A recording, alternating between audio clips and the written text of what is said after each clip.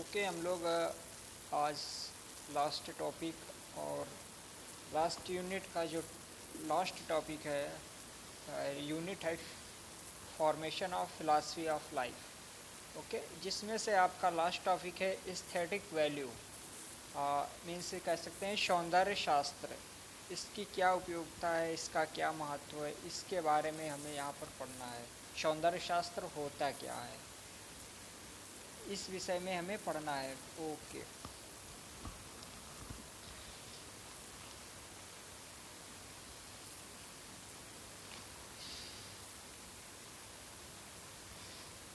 हम लोग जानते हैं जैसे कि सौंदर्य शास्त्र हमारे अनुभव का अंतर्जगत, जो हम लोग अनुभव करते हैं उस अंतर्जगत में हम क्या क्या अनुभव करते हैं, किस किस माध्यम से अनुभव करते हैं। हम अपनी इंद्रियों के माध्यम से इस वस्तु जगत का इस अंतर्जगत का अनुभव करते हैं। ठीक है, जिसमें हम रूप, रस, गंध, स्पर्श, शब्दमय जैसे वाह संसार की अपेक्षा अधिक विस्तृत और विचित्र है। मीन्स हम लोग इन इंद्रियों के माध्यम से शब्दों का और वस्तु जगत का अनुभव तो करते हैं, ये बाहरी जगत का अनुभव करते हैं, लेकिन इसके अतिरिक्त इसका अंतर जगत वो बाह्य जगत से कहीं अधिक विस्तृत और विचित्र भी है। क्योंकि हम लोग जो बाह्य जगत में जो देखते हैं वो तो एक साधारण सा जिस प्रकार से दिखता है, लेकिन उसके अंदर की जो गहराइयाँ हैं, जो उसके अंतर good morning sir. Good morning जिसके अंतर्गत अनुभव हुए हैं, उनको आप देखेंगे तो और भी अधिक विस्तृत हैं। जैसे एक आप पेन देखते हैं तो उस पेन को आप एक बाह्य रूप में तो देख रहे हैं, उसको स्पर्श कर रहे हैं, वो सब कर रहे हैं। अब इस पेन की अंतर जगत को मीन्स इसके पेन के जो अनुभव हैं, इस पेन के बारे में आप क्या क्या समझ सकते हो, इसकी सौंदर्यता आप देख रहे हो, वो अधिक विस्तृत और इसकी विचित्रता आपको दिखाई पड़ेगी। इस सौंदर्य शास्त्र इस अंतर जगत में आप जब जाओगे, उसमें क्या होता है, उसमें आँखों देखे विश्व की झांकी तो है ही, मतलब आँखों से देखी जो झांकी है उसको आप देख रहे हो, इससे भी अधिक वहाँ प्रेम की धाराएं बहती हैं। मतलब कोई भी वस्तु होती है उसमें प्रेम की धाराएं होंगी। वस्तु में ऐसा नहीं कि एक ही आपका इमोशंस हो, उसमें बहुत सारे इमोशंस होते हैं। प्रेम की धारा होगी, ईर्ष्या की धारा होगी, क्रोध की, ईर्ष्या, क्रोध, इन सब की ज्वालाएं धधकती रहेंगी। ज्ञान का दीपक जलेगा, है ना। मतलब हर एक वस्तु में अलग अलग प्रकार से इसमें दृश्य दिखाई समझ सकते हो, इसके अनुभव कर सकते हो। कहीं आशा का धूमिल प्रभाव फूट उठता है ना। और सपनों में उलझकर कामना के मधुगंधमय झोंके चलते हैं, और वहाँ निराशा की भी निबिड़ रजनी भी मिलती है। मीन्स ये सारी चीज़ें मिलती हैं। और कहीं कहीं पर उत्कंठा के प्रबल प्रभात भी मिलते हैं, कहीं करुणा के स्रोत फूटते हैं और कहीं हिंसा के ज्वालामुखी गरजते हैं, कहीं शांति और क्रांति दोनों ही पलते हैं, और कहीं कहीं पर कोमल कांत भावनाएं, मृदु सजीव कल्पनाएं, उदात्त विचार और मधुर स्मृतियाँ, ये सारी चीज़ें प्रस्फुटित होती हैं हमारे इस संसार में। इस बाह्य जगत और अंतर जगत के इस संसार में देखेंगे तो ये सारी स्मृतियाँ प्रस्फुटित होती चली जाती हैं। इनको हम समझ सकते हैं। ये हमारी क्या है, ये सौंदर्यता है। ये सारी इन चीज़ों में कुछ सौंदर्यता दिखती है, कुछ और भी विचार दिखते हैं। विज्ञ लोगों का तो कथन है, विज्ञ मीन्स ज्ञानी लोगों का कथन है कि हमारे परिचित चेतन अनुभव के भी मूल में अनंत अचेतन शक्तियाँ क्रियाशील हैं। जीवन के गंभीरतम क्रांतिकारी अनुभव जिनसे नवीन युगों का निर्माण होता है और जिनसे नवीन सौंदर्य की सृष्टि होती है और सत्य का उद्घाटन होता है, इसी आत्मा के गंभीर गर्भ में उत्पन्न होते हैं और वहीं पर पलते हैं। मीन्स जो जीवन के गंभीरतम और क्रांतिकारी अनुभव हैं वो क्या होते हैं, वो हमारे सौंदर्य, नवीन सौंदर्य, वो सौंदर्यता और सत्य के उद्घाटन करते हैं, और आत्मा के गंभीर गर्भ में, आत्मा में जब जाते हैं वो वहीं पर उत्पन्न होते हैं और वहीं पलते हैं।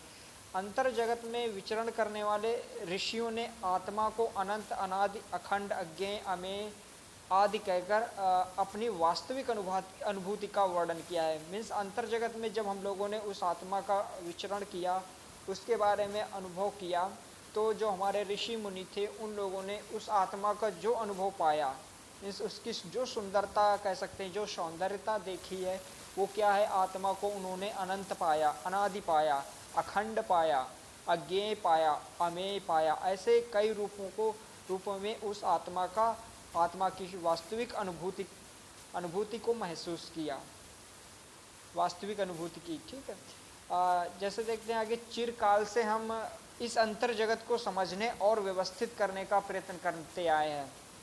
चिरकाल से आप प्राचीन काल से चले जाओगे, वहाँ से हम क्या होता है कि इस अंतर जगत को, जो भी अंतर जगत की समझ पाते हैं और उस समझने के साथ में हम उसको व्यवस्थित भी करने का प्रयत्न करते हैं। व्यवस्था एक मनुष्य की स्वाभाविक प्रवृत्ति है, मतलब किसी भी चीज़ की अगर व्यवस्था है तो वो मनुष्य की एक स्वाभाविक प्रवृत्ति है।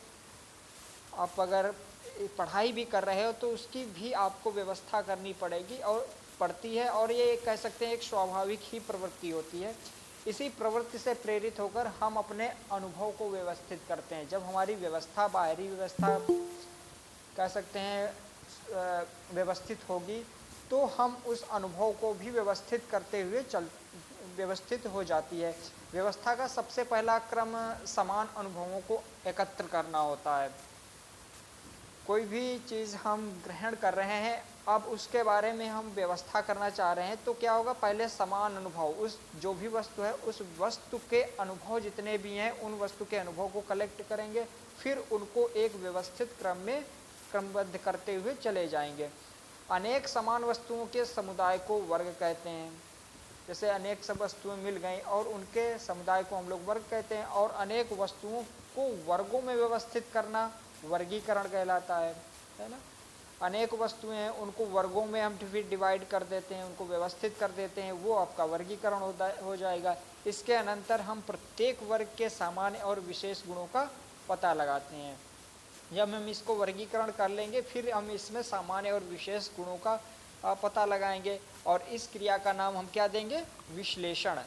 विश्लेषण में क्या होता है, हम सब चीज़ों का एनालिसिस करते हैं कि ये चीज़ें, इसमें क्या गुण है, इसमें क्या समानता सामान्य चीज़ें हैं, या कौन कौन सी चीज़ें आती हैं, इन सबको हम क्या कहते हैं, विश्लेषण करते हैं। ठीक है, निरीक्षण और प्रयोग द्वारा हम वस्तुओं का विश्लेषण करते हैं। और विश्लेषण है वो किस प्रकार से करेंगे, हम निरीक्षण करेंगे उसका और प्रयोग करेंगे, तब हम उस वस्तुओं का विश्लेषण करेंगे। और ऐसा करने से हमें क्या होता है, उनके सामान्य नियम स्पष्ट दिखाई या स्पष्ट प्रतीत होने लगते हैं। जब हम ऐसा करेंगे तो सामान्य नियम हमें पता चलते चले जाएंगे, और प्रत्येक सामान्य नियम दूसरे से निश्चित संबंध रखता है। और एक सामान्य नियम क्या होता है, वो किसी दूसरे वस्तु से संबंध रखता है। सामान्य नियमों में परस्पर संबंध की गवेषणा से हमारा संपूर्ण ज्ञान विशद और संगठित हो जाता है। जो सामान्य नियम है और उनमें जब हम परस्पर संबंध करेंगे, मीन्स उसकी रिसर्च करेंगे, तो हमारा जो ज्ञान होगा वो विशद और संगठित होता चला जाएगा। वर्गीकरण से लेकर संगठन तक सारा प्रयत्न किसके द्वारा होता है, बुद्धि के द्वारा होता है। और अपने अनुभूत जगत, आंतरिक और बाह्य को भी समझने के लिए बुद्धि का प्रयोग करते हैं। व्यवस्था करना और समझना वस्तुतः एक ही प्रक्रिया के दो नाम हैं। मतलब कुछ जो व्यवस्था है और वही समझना है, उसी को हम कह सकते हैं कि उसको बोला गया कि ये एक ही प्रक्रिया के दो नाम, इसको बताया गया है। एग्जाम्पल के थ्रू हम देखते हैं इसको किस प्रकार से कर सकते हैं। जैसे हम कुछ वस्तुओं को समानता के कारण, कुछ वस्तुएं हैं उनको हम समानता के कारण पुष्प कहते हैं, है ना। मतलब सारे पुष्प हैं, उनको हम एक समानता के कारण उनको एक पुष्प नाम दे दिया गया। हम निरीक्षण द्वारा इसके गुणों और अवयवों का पता लगाते हैं। ऐसा करने से उनके सामान्य नियम स्पष्ट प्रतीत होने लगते हैं। पहले हम उसके पुष्प हैं, सभी सब पुष्प को समानता के कारण पुष्प कह दिया। अब हम निरीक्षण करके उसके गुणों और अवयवों को पता लगाएंगे, जो एक सामान्य नियम इसका स्पष्ट जैसा दिखाई देगा। जैसे क्या सामान्य नियम होंगे, जैसे प्रत्येक पुष्प रंगीन होता है और अपने वर्ण के कारण परिमंडल में आकर्षक प्रतीत होता है। कुछ मक्खियाँ और भंवरे उन पर मंडराते और उनका पराग इधर उधर ले जाते हैं।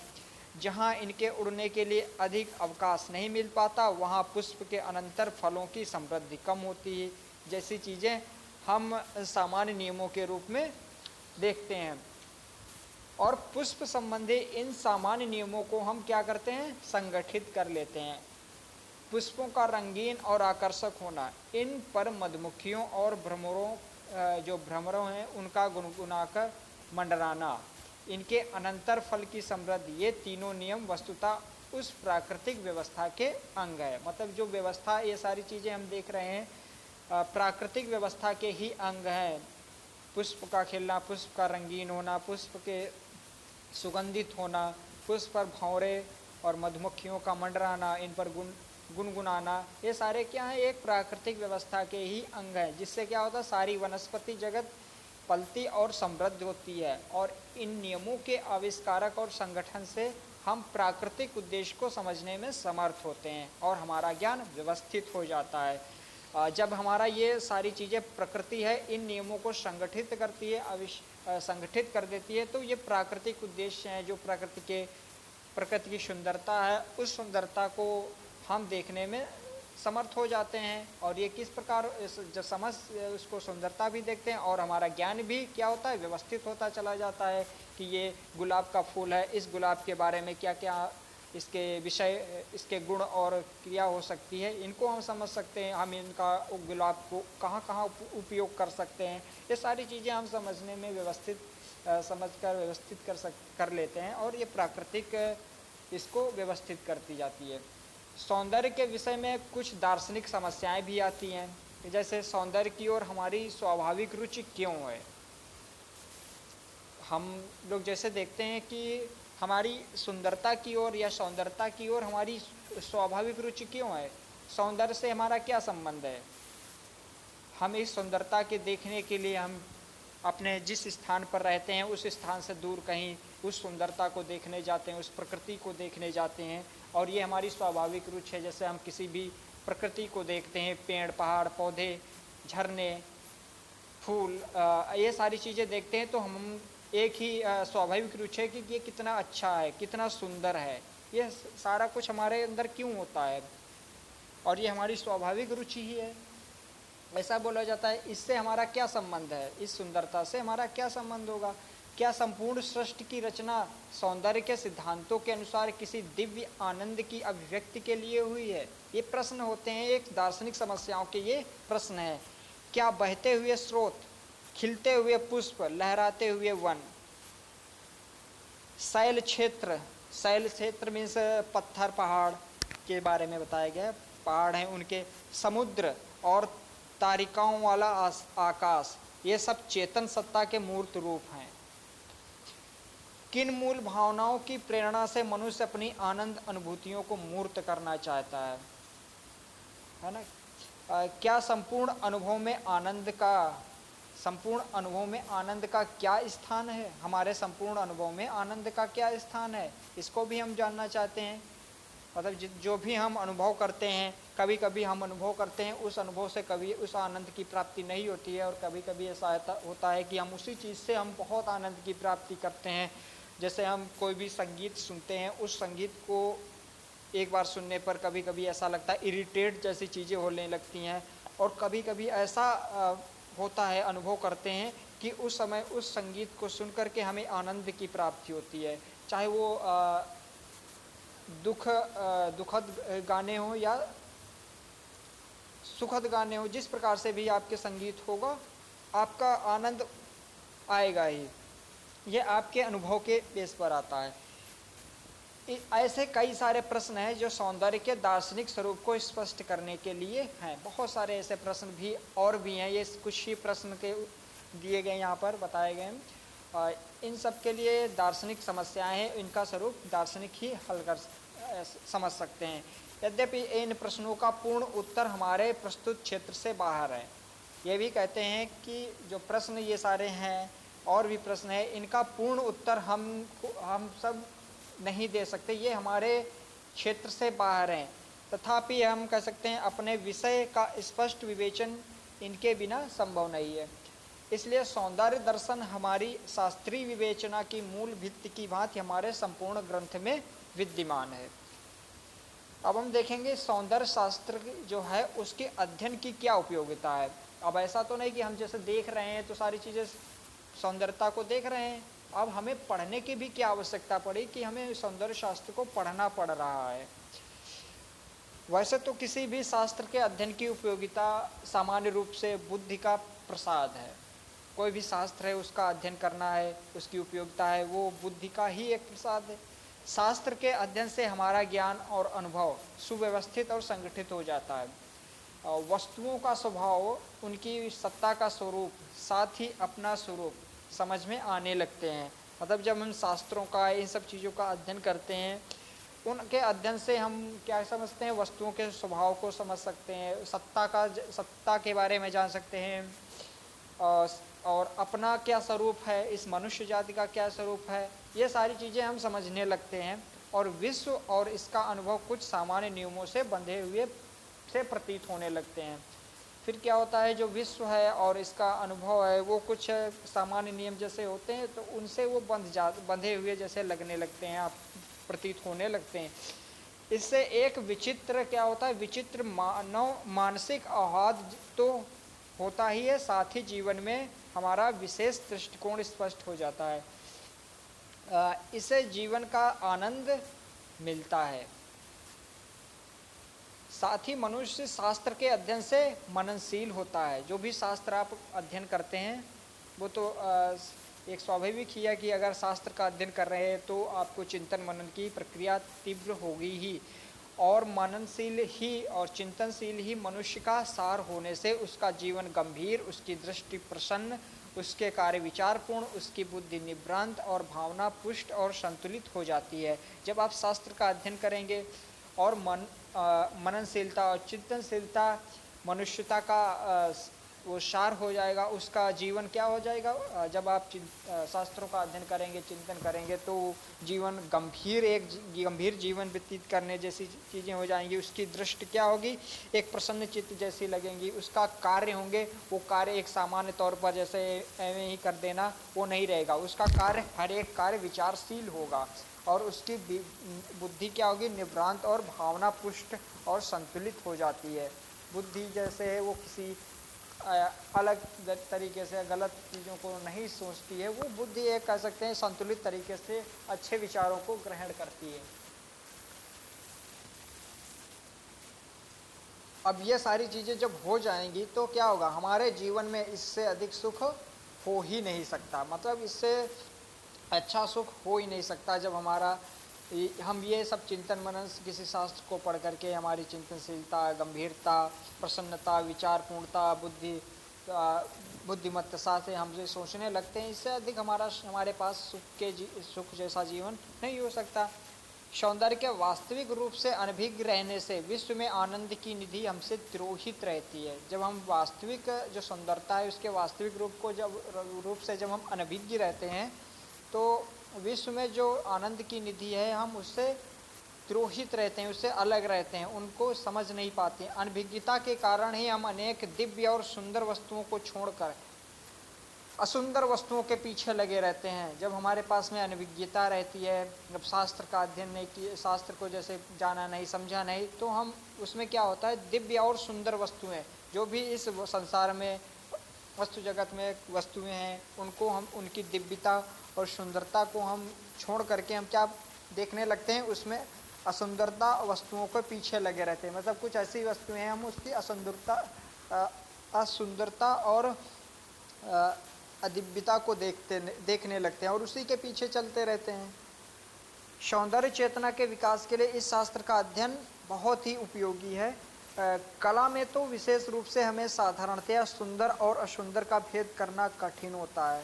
जैसे कोई भी कलाकृति है उसमें आप सुंदर और असुंदर क्या है उसका भेद आप करना वो बहुत ही कठिन होता है, क्योंकि कभी कभी होता है कि आप कोई भी कला बनाते हैं, उस कला को किसी अन्य को बहुत ही अच्छी लगती है और कोई कला है उसी कला को कोई नहीं समझ सकता, मतलब उसको सुंदर नहीं प्रतीत होती है, या कोई नृत्य या संगीत या कोई भी कलाकार हो, जैसा भी हो, शास्त्र के अज्ञान से हमारे समय में तो केवल पशु प्रवृत्ति को तृप्ति देने वाले रागों, चित्रों और काव्यों के प्रचार से जनरुचि इतनी विकृत हो गई है कि इसके सुधार के बिना राष्ट्रीय पतन का भय है।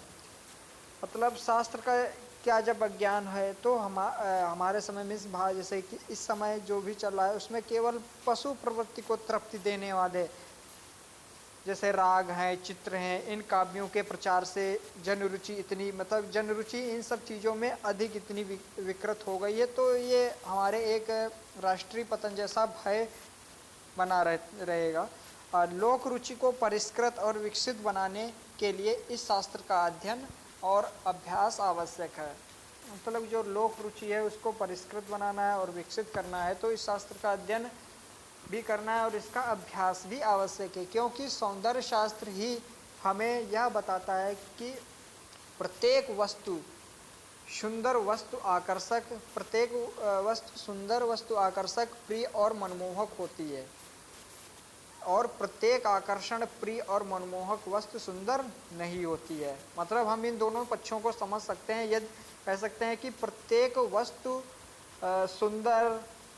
प्रत्येक सुंदर वस्तु आकर्षक, प्रिय और मनमोहक होती है ना, ये हम समझ सकते हैं।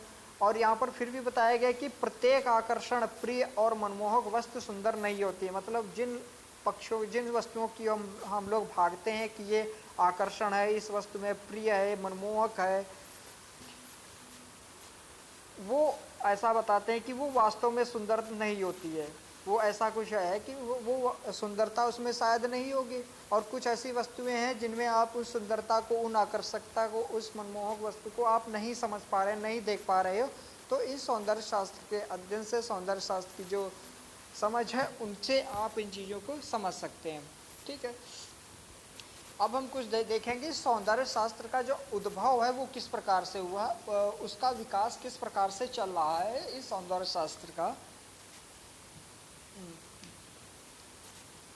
जानते हैं कि जीवन में सौंदर्य चेतना का उदय किस समय हुआ।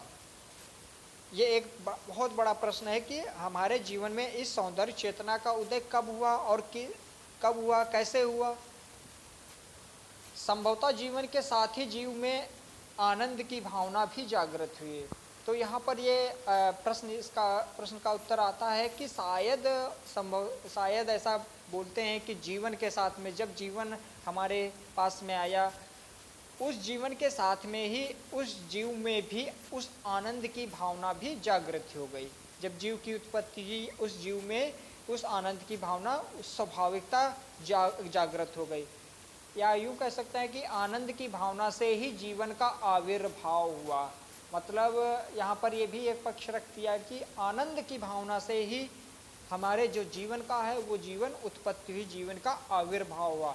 इस प्रश्न का निश्चित सुलझाव कठिन और अनावश्यक भी है। मतलब यहाँ पर ये कह रहे हैं कि ये प्रश्न कठिन है और अनावश्यक भी है। हमें इस प्रश्न की ओर नहीं जाना है। हमें क्या करना है, हम जड़ और चेतन के संधिकाल और जीवन सृष्टि के धूमिल प्रभात का ठीक अनुमान नहीं कर सकते। जैसे हम लोग क्या है कि जड़ और चेतन के संधिकाल, मतलब जड़ और चेतन का संधिकाल कब हुआ, जीवन और सृष्टि का जो धूमिल प्रभात है उसका अनुमान हम नहीं लगा सकते। उसी प्रकार से हम सौंदर्य का उदय कब हुआ इसका भी हम ठीक ठाक से अनुमान नहीं लगा सकते। हाँ, इतना अवश्य जान सकते हैं या जानते हैं कि बिना आनंद और आशा के जीवन की कल्पना असंभव है। मतलब हमारे जो जीवन है उसमें हमारे आनंद और आशा, इसकी कल्पना होना आवश्यक है। ये मतलब हमारे साथ ही चलती रहती है, आनंद और आशा हमारे जीवन के साथ ही चलती रहती है। यहाँ एक मुख्य प्रश्न है कि इस चेतना के उदय विषयक इसके विकास के संबंध में नहीं है। मतलब जो उदय विषयक है इसके विकास के संबंध में नहीं है। हमारे व्यक्तिगत जीवन में सौंदर्य चेतना का विकास होता है। जैसे शिशु की आँखों से देखे गए जगत का सौंदर्य, कोई बच्चा होता है, यहाँ पर जो भी दार्शनिक हैं वो कहते हैं कि शिशु की आँखों से जो जगत का सौंदर्य होता है वो प्रौढ़ होते होते बदल जाता है। मतलब शिशु के जब बच्चा होगा तो उस समय जिस वस्तु जगत को देखेगा उस समय उसकी जो सुंदरता देखेगा वो प्रौढ़ होते मीन्स जब उसकी उम्र बढ़ती चली जाती है तो उस सुंदरता में अंतर आने लगता है। एक ही चीज़ की सुंदरता में, जैसे या यूँ कह सकते हैं जैसे शिशु होता है धीरे धीरे बड़ा होता है, 5-6 साल का होता है तो वो उनको खिलौने में अधिक रुचि होती है। अब उसके बाद में आप जैसे ही प्रौढ़ होते जाते हैं तो उस खिलौने में आपकी रुचि नहीं होगी। रुचि मीन्स आप उस खिलौने में उस सुंदरता को नहीं समझ पाते हैं। वो सुंदरता उस खिलौने के प्रौढ़ होते होते उस खिलौने से दूर भागती जाती है। जैसे ही आप बड़े हुए, कभी होता है कि आपको कोई भी गेम्स खेलना पसंद हो बचपन में, जैसे 8-10 साल के, 15 साल के, 14 साल को क्रिकेट खेलना बहुत पसंद हो। धीरे धीरे क्या होता है कि हम कोई भी गेम को प्रौढ़ होते होते उस गेम में वो सुंदरता है, उस सुंदरता को हम महसूस ही नहीं कर पाते हैं, वो सुंदरता बदल जाती है। तो यहीं पर ये कहना चाहते हैं कि शिशु की आंखों से देखे गए जगत का सौंदर्य प्रौढ़ होते होते बदल जाता है। शिशु का अनुभव सरल और शुद्ध होता है। ये भी यहाँ पर बात कर रहे हैं कि जो शिशु की आंखों से देखा गया अनुभव होगा वो सरल और सुंदरता होगी, वो सरल और शुद्ध होगी। उसमें युवावस्था की वासना, किशोर के स्वप्न और वृद्ध की दार्शनिकता का मिश्रण नहीं होता है। मतलब ये कहना चाह रहे हैं कि जो शिशु का अनुभव होगा वो सरल और शुद्ध होगा। उसमें शिशु के अनुभव में युवावस्था की जो वासना होती है वो नहीं होगी, किशोर का जो स्वप्न होते हैं वो नहीं होगा, और वृद्ध की जो दार्शनिकता होगी उसका मिश्रण भी नहीं होगा। जो भी होगा वो शिशु में वो वास्तविक, सुंदर, सरल और शुद्ध होगा। उसे भांति भांति के रंगों, ध्वनियों, स्पर्शों आदि में ही अपूर्ण आनंद का अनुभव होगा। मीन्स जो भी शिशु है उसको जो भी चीज़ें मिलेंगी, वस्तु मिलेंगी, उसमें रंग हैं, उसके ध्वनि हैं, इसके स्पर्श हैं, उसमें उसको भी बहुत अपूर्ण आनंद की प्राप्ति होगी। जैसे बच्चे होते हैं तो कोई भी कलर्ड चीज़ें देखते हैं तो उसमें वो आकर्षक होते हैं, उसमें उनको आनंद की अनुभूति होती है। कोई ध्वनि होती है, अगर ध्वनि पसंद आ जाए तो उस ध्वनि को मीन्स उस ध्वनि में वो सुंदरता को महसूस करते हैं और उसी ध्वनि की ओर वो आनंद की अनुभूति करने लगते हैं। कोई भी स्पर्श कर चीज़ें करते हैं तो उस स्पर्शता की ओर वो अपनी अपूर्णता, आनंद की अनुभूति करते हैं। जो वस्तु हमारे लिए साधारण प्रतीत होने लगती है उसकी नवीनता ही उसके लिए आकर्षक होती है। मतलब हम लोगों के लिए अब खिलौने हैं या सारी चीज़ें हैं वो क्या है, एक साधारण सी है हम लोगों के लिए, लेकिन उस बच्चे के लिए वो नवीनता है, उस खिलौने में उसकी नवीनता दिखाई पड़ती है।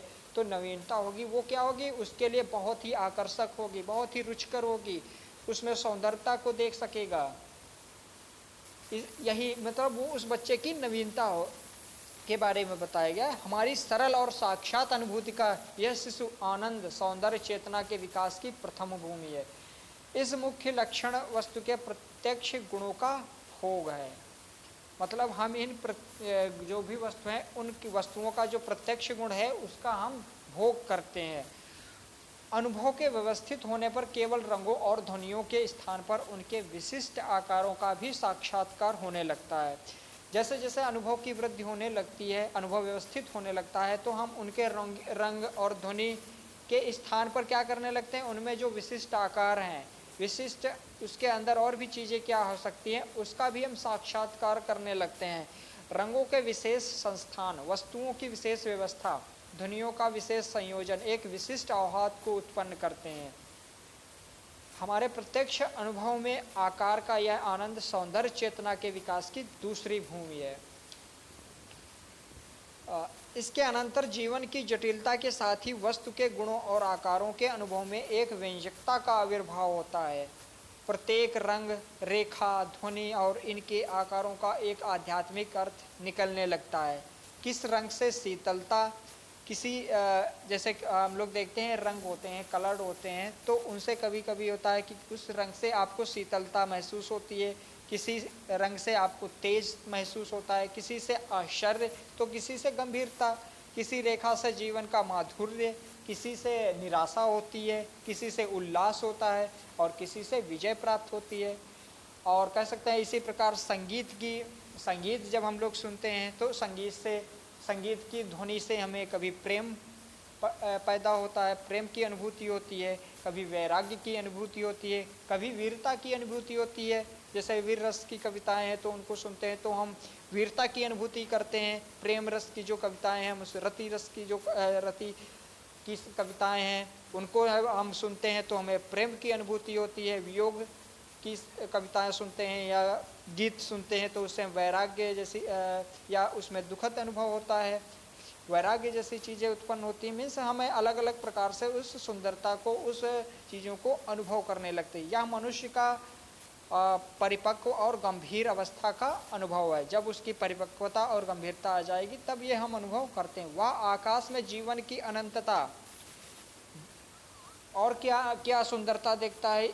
ये मनुष्य अपने जीवन काल में किन चीज़ों में कितना महसूस करता है, अनुभव करता है। वो क्या करता है, वो आकाश में जीवन की अनंतता को देखता है, बहती हुई जलधारा में हृदय की तरलता को देखता है, लहलहाती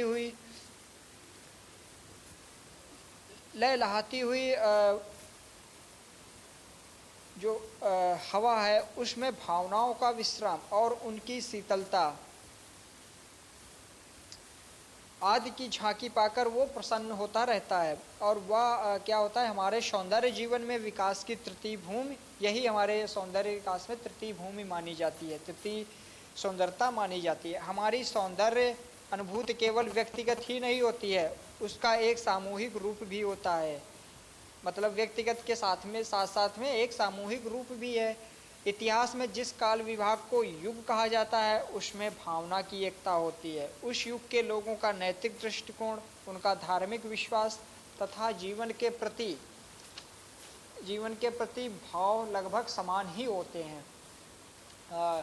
जिसके कारण क्या होता है कि समाज में हमारा सामंजस्य बना रहता है और इस युग में संपूर्ण जन समाज एक ही भावना के वायुमंडल में श्वास लेता है, जिस कारण उसकी आशा और निराशा, उसके हर्ष और विषाद, उसके गान और क्रंदन, साहित्य, कला और जिस किसी प्रकार से मनुष्य जीवन के आंतरिक अनुभवों को व्यक्त करता है, इन सब में प्रेरणा समान ही होती है।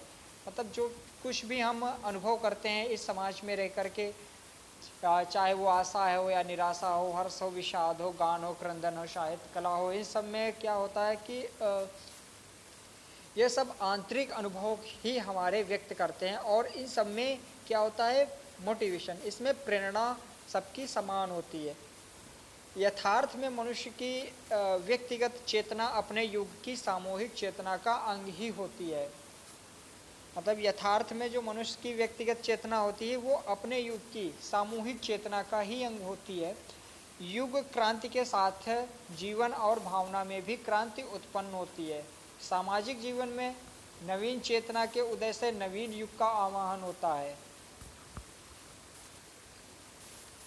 आर्थिक और राजनीतिक परिस्थितियों के बदल जाने से समाज की व्यवस्था, उसके नियम और अनुशासन, यहाँ तक कि हमारी भावना, विश्वास और जन रुचि सभी असंगत से प्रतीत होने लगते हैं।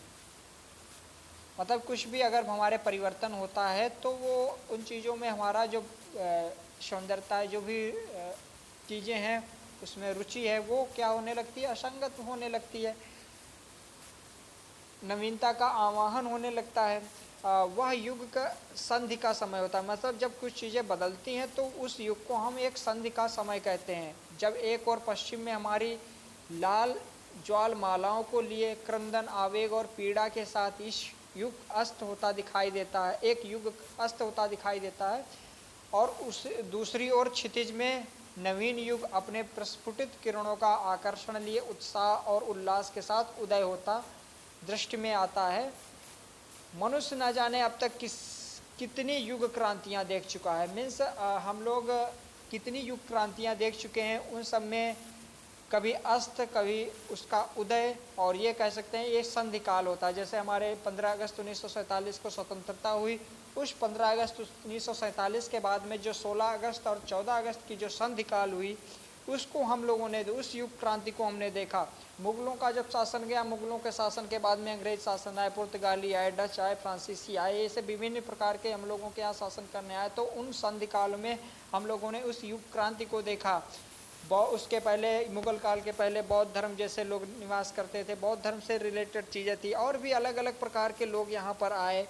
तो उनके संधिकाल को हम लोग वर्षों से अनुभव करते आ रहे हैं और उस सुंदरता को, उस सौंदर्यता को हम लोग ग्रहण करते आ रहे हैं। एक नवीन युग का आवाहन करते, एक नवीन चेतना के उदय से एक नवीन युग का आवाहन करते चले आ रहे हैं।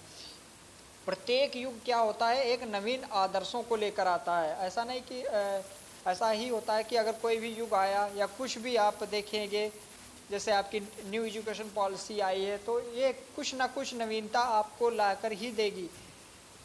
मीन्स हर एक युग आता है, उस युग में कुछ ना कुछ नवीन आदर्श आते ही हैं। इन्हीं आदर्शों की स्वप्निल छाया में समाज में भी नवीन सौंदर्य चेतना का आविर्भाव होता है। जो भी आदर्श होंगे उन्हीं आदर्श में एक स्वप्निल छाया में समाज में भी नवीन सौंदर्य चेतना का आविर्भाव होगा। अपने हृदय की गंभीर और प्रिय अनुभूति को व्यक्त करने के लिए, मतलब जो हमारे अंदर नवीन सौंदर्य चेतना की अनुभूति होगी, उस अनुभूति का, उस गंभीरता को, उस प्रिय अनुभूति को हमें व्यक्त करने के लिए क्या कौन सी चीज़ों की आवश्यकता होगी? वो होगी शब्द होंगे, ताल होगी, लय होगी, रेखा होगी, रंग होंगे। ऐसे अनेक साधन होंगे जिनके द्वारा हम प्रत्येक युग सुंदर वस्तुओं की जो प्रत्येक युग ने जो सुंदर वस्तुओं की सृष्टि की है, उसकी हम अभिव्यक्ति कर सकते हैं। युग परिवर्तन के साथ हमारी अभिरुचि में भी परिवर्तन होता है, मतलब युग बदलता है और हमारी अभिरुचि में भी परिवर्तन आता है, और नवीन युग सौंदर्य की नवीन अभिव्यक्ति करता है। इस प्रकार हम देखते हैं कि आदिम काल से लेकर अब तक जो वर्तमान समय है, उसमें मनुष्य की कलाकृतियाँ, इधर उधर बिखरी हुई मूर्तियों, भवनों के अवशेष, साहित्य और संगीत इस चेतना के विकास की कहानी कहते हैं। मतलब इन सब में क्या सुंदरता है। हम लोग आदिम काल से लेकर मनुष्य के अब तक की सभी कलाकृतियाँ देखते आ रहे हैं, उनका अनुभव करते हैं। उन कलाकृतियों को देखने के लिए, उसकी सुंदरता को, उनकी आकर्षक मनमोहकता को देखने के लिए हम वहाँ पर अपनी चेतना को वहाँ पर ले जाते हैं कि हम उनका उसका अनुभव कर सकें। ठीक है, साहित्य को, संगीत को, भवन के अवशेष हैं, इनको हम देखते हैं, जैसे नालंदा विश्वविद्यालय उसके अवशेष हैं, या मोहनजोदड़ो, हड़प्पा सभ्यता, इन सब के अवशेष हैं। इनको हम लोग देखने के लिए, और भी बहुत सारी कलाकृतियाँ, मूर्तियाँ हैं, उन सबको देखने के लिए हम अपने एक कहानी रचते हैं। सौंदर्य शास्त्र का इतिहास इसी आध्यात्मिक चेतना के विकास की एक क्रमबद्ध कहानी है। मतलब यही सारी जो सौंदर्य शास्त्र का इतिहास है, यही आपके आध्यात्मिक चेतना का एक विकास की कहानी है। आप देखते हैं कि हम लोग सुंदरता कहाँ कहाँ देख सकते हैं, सौंदर्य की चीज़ें किस किस में हैं। पहली तो हम सुंदरता देखते हैं आध्यात्मिक जगत में जाएंगे तो वहाँ पर हमने सौंदरता देखी सत्यम शिवम सुंदरम। हम लोगों ने पहले भी पढ़ा है सत्यम शिवम सुंदरम के बारे में। कहा जा चुका है कि या कहते हैं कि आनंद हमारे एक विशेष अनुभव का नाम है, मतलब हमारा एक विशेष अनुभव है, उसका नाम ही आनंद है। यह वस्तु के सौंदर्य चिंतन से उत्पन्न होता है। अभिप्रेत है कि आनंदानुभूति का मूल स्रोत केवल सौंदर्य ही नहीं है। मतलब आनंद अनुभूति के जो मूल स्रोत होगा वो केवल सौंदर्यता ही नहीं है। सौंदर्यता के साथ में और भी क्या चीज़ें हैं, वो हैं, सौंदर्यता के साथ में आपको सत्य के लाभ से भी अद्भुत आनंद का अनुभव होता है। मतलब सत्य भी एक है, सत्य का आप लाभ ले रहे हो, उस सत्य के लाभ से आपको एक अद्भुत आनंद की भी अनुभूति होगी। और ये भी कहते हैं केवल सत्य से ही नहीं, मतलब सत्य के अतिरिक्त भी कुछ और चीज़ें हैं जिनसे आप आनंद की अनुभूति कर सकते हो। सत्य से ही नहीं, शिव तत्व के अनुभव से भी एक विशेष मतलब आनंद की अनुभूति होती है। मतलब सत्य, शिव, सुंदरम, इन तीनों के जब तीनों का मिश्रण होगा, इन सब के मिश्रण से ही हम इस आनंद की अनुभूति कर सकते हैं। वस्तुतः जीवन के अनंत अवकाश में केवल सौंदर्य ही नहीं है, उसमें सत्य और शिव भी हैं। मतलब यहाँ कहते हैं कि सौंदर्यता तो सौंदर्य जो चीज़ें हैं उसमें सौंदर्य अकेले ही नहीं है, उसमें सत्य और शिव भी हैं, जिनसे क्या होता है, जिनसे मिलकर आनंद की त्रिवेणी अखिल लोक को सींचती हुई बहती है। मतलब ये तीनों मिलकर के आनंद की जो त्रिवेणी होगी वो सींचती हुई हमारे सौंदर्यता को प्रस्फुटित करेगी। तीनों स्रोतों वाली जीवन की विराट धारा में सौंदर्य से उत्पन्न माधुर्य और चमत्कार है। सत्य का प्रकाश और शिव का पवित्र उल्लास है। मतलब ये तीनों स्रोत हो गए, उस स्रोतों से जीवन की जो विराट धारा में सौंदर्यता उत्पन्न होगी वो मधुरता पूर्वक सौंदर्यता होगी, चमत्कार जैसी धारा होगी, और यह सत्य का प्रकाश होगा, शिव का पवित्र उल्लास होगा। केवल अध्ययन की सरलता के लिए हम लोगों ने क्या किया है, ये सत्यम शिव सुंदरम, ये एक अलग अलग चीज़ें नहीं है, ये एक केवल मिक्स है, मीन्स इनका त्रिवेणी है, ये तीनों कह सकते हैं। हम लोगों ने केवल इसकी अध्ययन की सरलता के लिए, इसका अध्ययन करने के लिए हम इन तीनों तत्वों का अलग अलग निरूपण किए हैं, किंतु वास्तव में जो त्रिविधि है, त्रिविध होते हुए भी जीवन की धारा सरल है। मतलब ये तीनों हैं, सत्यम शिवम सुंदरम, ये एक अलग अलग नहीं है, ये तीनों एक ही में इसकी मधुरता, चमत्कार जैसी चीज़ें हैं। एक ही वस्तु विभिन्न दृष्टिकोणों से देखने पर हमें कभी सुंदर, कभी सत्य और कभी शिव रूप में प्रतीत होती है। यहाँ ये भी कह रहे हैं कि अगर कोई भी वस्तु है और उस वस्तु को हम विभिन्न दृष्टिकोणों से देखेंगे तो वो क्या होगी, कभी वो वस्तु सुंदर दिखेगी, सत्य भी दिखेगी, और कभी शिव के रूप में भी दिखेगी, और कभी वो सुंदर नहीं भी दिखेगी, असत्य दिखेगी, और उसके शिव रूप में भी नहीं दिखेगी। मैं से ये कह सकते हैं कि अलग अलग दृष्टिकोण से देखने पर हमें अलग अलग चीज़ों की अनुभूति होती है। प्रस्तुत सौंदर्य शास्त्र में हम इन्हीं दृष्टिकोणों का निरूपण, जो सौंदर्य शास्त्र है इसमें इन्हीं दृष्टिकोणों का निरूपण, जिससे हम अपने जीवन की झांकी पा सकें, हम करते हैं इसी सौंदर्यता की ओर। अब हम देखेंगे सौंदर्यता में क्या क्या और चीज़ें होती हैं। रूप, भोग और अभिव्यक्ति, ये किस प्रकार से सौंदर्यता को बताता है। तो देखते हैं, जो सौंदर्यता है, सौंदर्य है, उसका हम रूप, भोग और अभिव्यक्ति के माध्यम से देखेंगे। प्रकृति में दिव्य सौंदर्य का साक्षात्कार करने वाले अंग्रेज कवि, एक अंग्रेज कवि हैं वर्ड्सवर्थ, आप लोगों ने नाम सुना भी होगा। इन्होंने कहा है कि हमारी बुद्धि वस्तुओं के सौंदर्य को विकृत बना देती है। इनका जो कवि हैं, उनकी जो सौंदर्यता के रूप में इन्होंने जो कविता लिखी है वो है आवर मेडिंग इंटेलेक्ट करके इन्होंने इस कविता को रचा है। इसमें इन्होंने जो बताया कि हमारी बुद्धि वस्तुओं के सौंदर्य की विकृत बना देती है, क्योंकि इसका काम विश्लेषण करना है। मतलब हम लोग जो भी अनुभव करते हैं, जो भी हम लोग सौंदर्यता को देखते हैं, उस सुंदरता को हमारी बुद्धि है वो सुंदरता को विकृत बना देती है। और क्यों बना देती है, क्योंकि हमारी बुद्धि का काम क्या है, विश्लेषण करना, एनालिसिस करना। और विश्लेषण क्या होता है, विश्लेषण आप जब करोगे तो उस सुंदरता की मानो हत्या ही कर दे रहे हैं। किसी भी चीज़ की अगर सुंदरता, किसी भी चीज़ को आप देखोगे तो उसकी मानो उसकी जो सुंदरता होगी, उस सुंदरता की आप हत्या कर रहे हैं, ऐसा होता है विश्लेषण के द्वारा। यह सच है कि तर्क बुद्धि द्वारा हम वस्तुओं के सौंदर्य का अवगाहन नहीं कर सकते। जब तर्क बुद्धि आप लगाओगे तो उस सौंदर्यता को आप नहीं महसूस कर सकते। तर्क के लिए नटराज की मूर्ति अथवा अजंता का चित्र केवल कुछ रंगों, रेखाओं और मुद्राओं के, बुद्धि के लिए अगण्य किंतु भावना के लिए गम्य संस्थान मात्र है।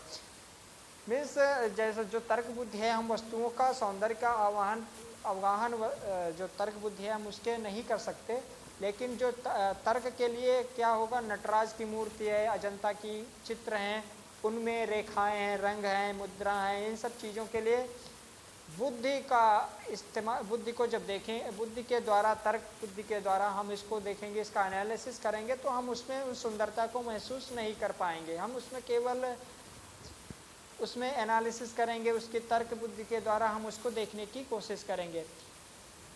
यहाँ बता रहे कि हमें दो बातें समझने की ज़रूरत है। दो बातें वो कौन कौन सी हैं।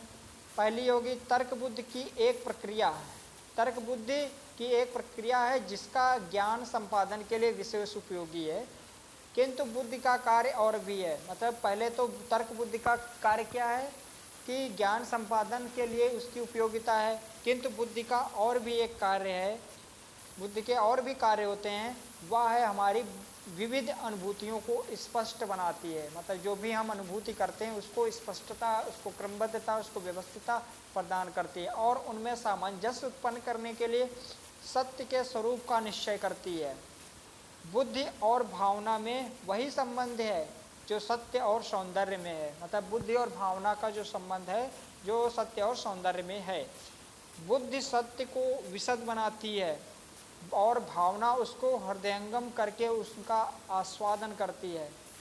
और ये स्वाभाविक संबंध उसी समय विकृत अथवा विच्छिन्न होता है जब हम बुद्धि से भावना का अथवा भावना से बुद्धि का दमन करने लगते हैं।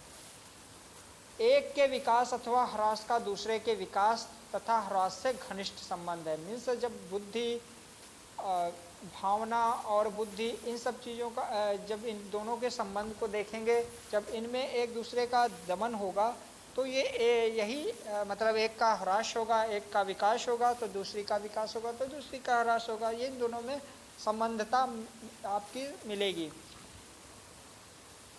और इसके बाद में दो बातें बताई थी। उन दूसरी बातों में दूसरी जो बात है वो है सौंदर्य के शास्त्रीय अध्ययन के लिए सुंदर वस्तु और सौंदर्य भावना का स्पष्ट होना आवश्यक है। स्वरूप के स्पष्टीकरण के लिए विशेषण एक प्रकार है। सौंदर्य शास्त्र इसी उद्देश्य से वैज्ञानिक विश्लेषण का प्रयोग करता है। शास्त्र का मूल अभिप्राय सौंदर्य का आस्वादन करना नहीं है। मतलब शास्त्र का जो कार्य है वो मूल अभिप्राय वो होगा वो सौंदर्य का आस्वादन करना नहीं है, वरन ज्ञान के संपादन से बुद्धि में प्रसाद उत्पन्न करके भावना में सौंदर्य आस्वादन की क्षमता उत्पन्न करना है। वरन हम मतलब शास्त्र का अध्ययन हम करेंगे सौंदर्यता को देखने के लिए। ज्ञान के संपादन से उस बुद्धि मतलब ज्ञान के संपादन से बुद्धि में जो भी सुंदरता उत्पन्न होगी उस सुंदरता के आस्वादन का हम की क्षमता के लिए हम उस शास्त्र का अध्ययन करते हैं। किसी सुंदर वस्तु को आप ले लीजिए, जैसे आपका आकाश, ताजमहल या कोई नृत्य हो गया। इस वस्तु में तीन तत्व प्रतीत आपको होंगे। मतलब इन सब में तीन तत्व प्रतीत होंगे। वो कौन कौन से होंगे? जैसे हमारी हेडिंग जो हम लोग पढ़े हैं, रूप, भोग और अभिव्यक्ति, ये तीन रूप आपको प्रतीत दिखाई देंगे। आकाश में, ताजमहल में, या कोई नृत्य हो गया या कोई भी वस्तु हो गई, इनमें हम तीन रूपों को देख लेते हैं। कौन कौन से वो तत्व होंगे या रूप होंगे? पहला होगा वह पदार्थ जिससे इस वस्तु का कलेवर बनता है। जैसे ताजमहल में क्या होगा? दुग्ध, धवल, प्रस्तर खंड आदि, ये सारी चीज़ें हो सकती हैं।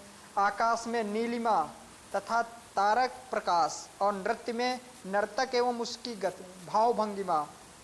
इस तत्व को हम क्या कहते हैं? भोग कहते हैं। इस तत्व को हम भोग की संज्ञा देंगे और यह इसका साधारण अनुभवगम्य और भौतिक भाग है।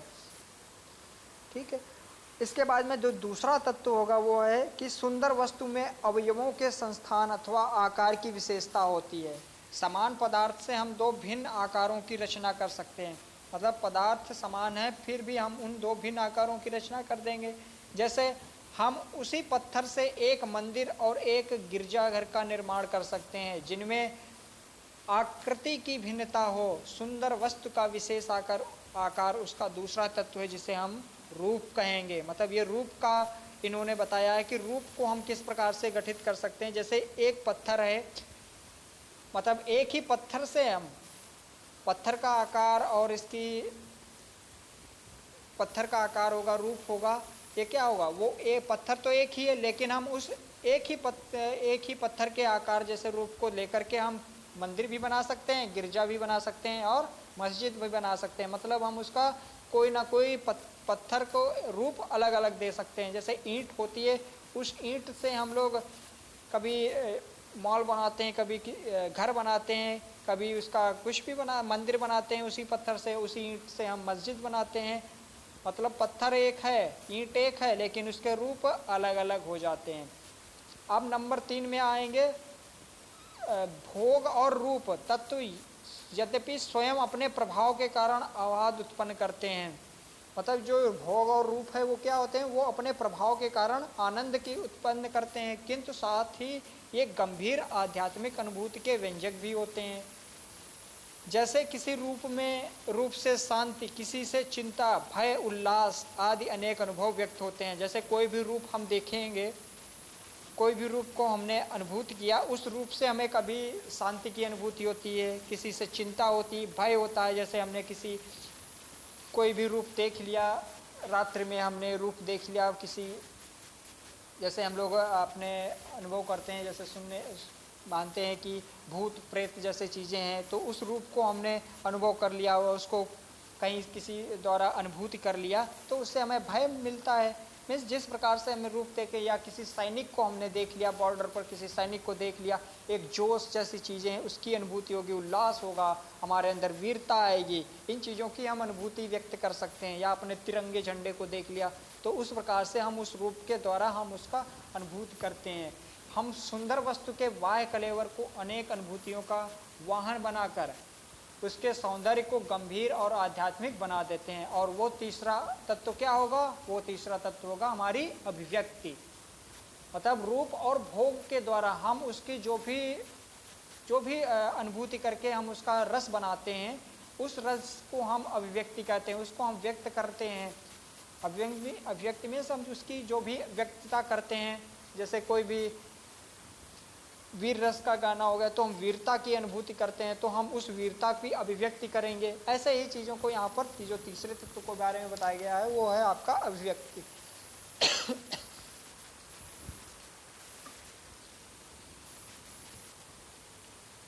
और बताया गया सौंदर्य का वास्तविक आधार भोग तत्व है।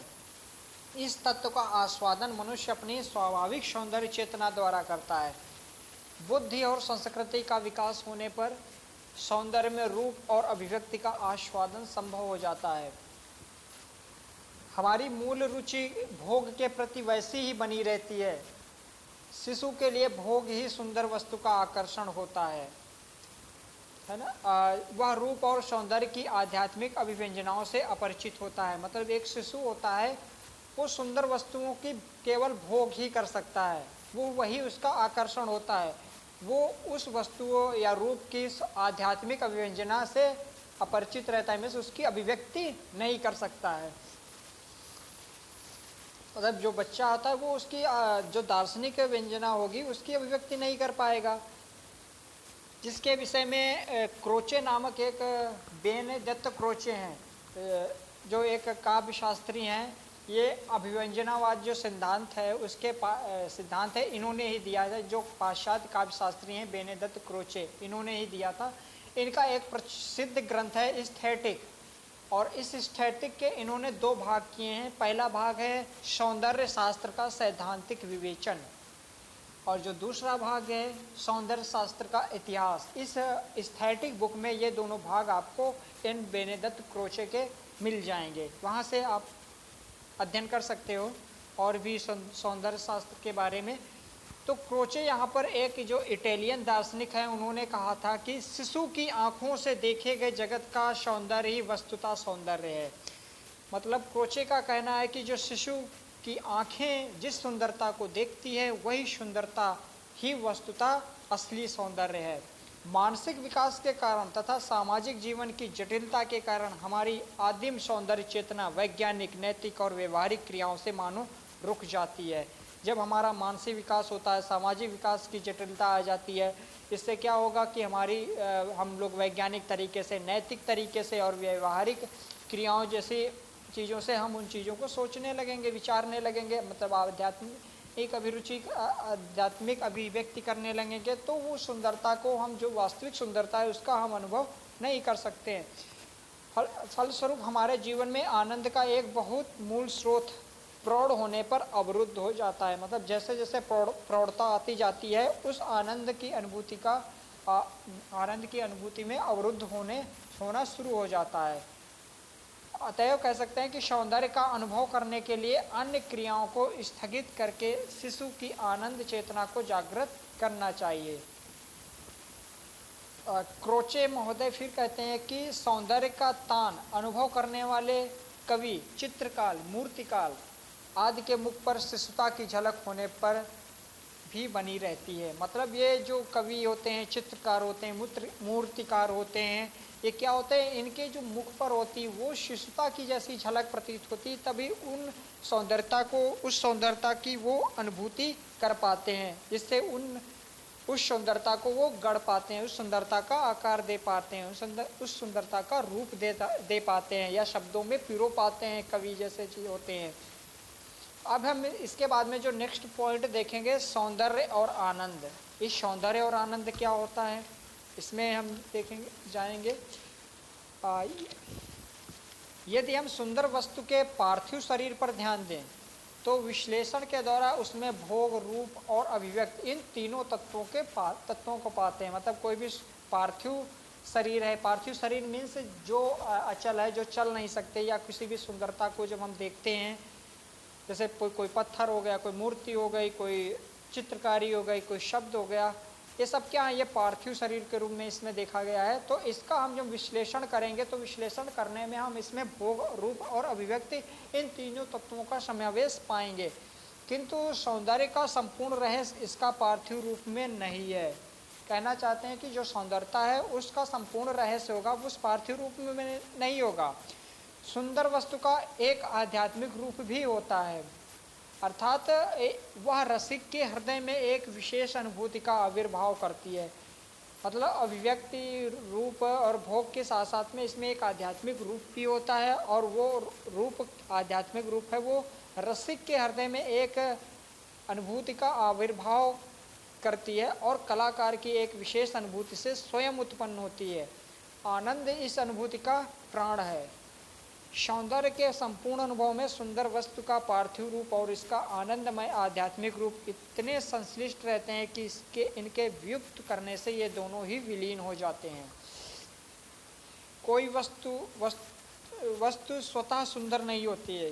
यहाँ ये भी बताते हैं कि कोई वस्तु स्वतः सुंदर नहीं होती है जब तक आनंद का अनुभव नहीं होता है। मतलब वस्तु अगर कोई पड़ी है तो अगर उसमें आनंद नहीं आ रहा है तो वो सुंदर नहीं है। अगर जब उसमें सुंदर तभी है जब उसमें आनंद की अनुभूति होती है, और आनंद का स्वतः वस्तु बिना अनुभव सौंदर्य का अनुभव नहीं होता है। और ये भी कहते हैं कि आनंद जब आएगा जब वस्तु ही नहीं होगी, वस्तु के अभाव में आप उस आनंद की अनुभूति भी नहीं कर सकते। मतलब दोनों का होना आवश्यक है, एक ही सिक्के के दो पहलू के रूप में इसको ले सकते हैं। सौंदर्य अनुभूति में पार्थिव रूप और आध्यात्मिक रूप का इतना घनिष्ठ संबंध होता है कि एक यदि चेतन आत्मा है तो दूसरा उसका रूपवान व्यक्ति शरीर है। एक यदि पुष्प है तो दूसरा उसका आह्लादमय सौरभ है। यदि एक स्रोत है तो दूसरा उसका वेग है। एक यदि अग्नि है तो दूसरी उसकी दहकता है।